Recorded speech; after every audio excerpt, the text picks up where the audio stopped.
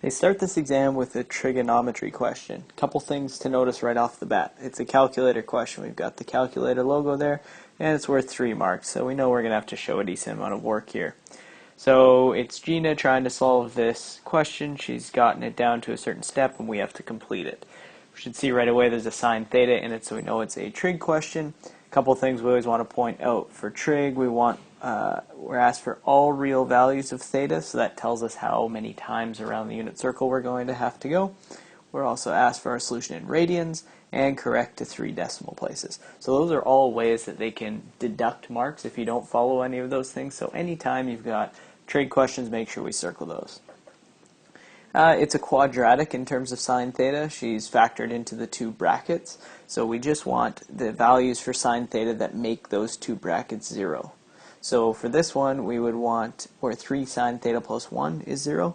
That's where sine theta, well, I'll write the whole thing. 3 sine theta plus 1 equals 0. So that's where sine theta has got to equal negative 1 over 3. I just minus the 1 over and divide by 3. For this bracket, we're asked for where sine theta minus 5 equals 0. That's where sine theta equals 5, and this should jump out at us right away. There is no solution for this. We've got to let the grader know that, right? No solution, cross it out, do both. The reason for that is sine theta, as we know, always falls between negative 1 and 1. So there's no solution for that one. We only have to concentrate here. Now, sine theta is a negative. So our solutions are going to be found in quadrant 3 and 4 if we look at the cast rule. Sine is negative down here, so quadrants 3 and 4.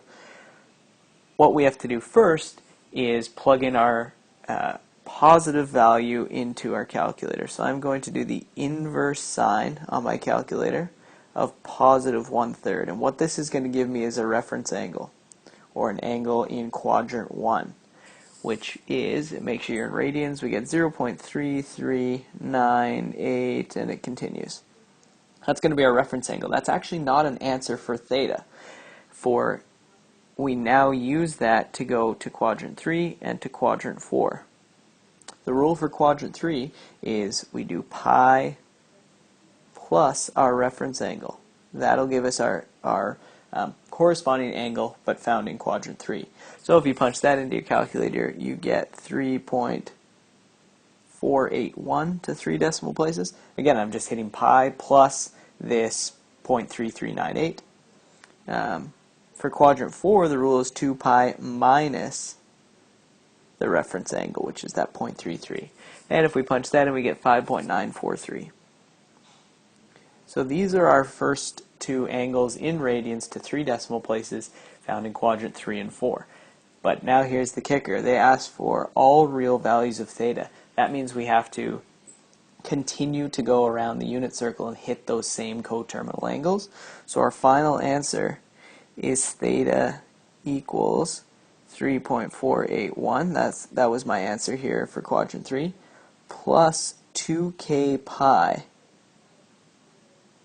where k is an element of integers. We might use I, we could also use capital Z for integers. And what that means is it's going 2k pi. Think about that. You're adding different multiples of 2 pi to the same angle, and we know that there's 2 pi radian in an angle, so you're just going to keep hitting the same angle. And we also have to write theta equals 5.943 plus 2k pi, where k is an element of the integers. So this is our full answer in blue here. Again, whenever it's all real values or you need a general solution, get the solutions in the first rotation around the circle and then add 2k pi where k is an element of the integers. Hopefully that was helpful. We'll see you on question 2.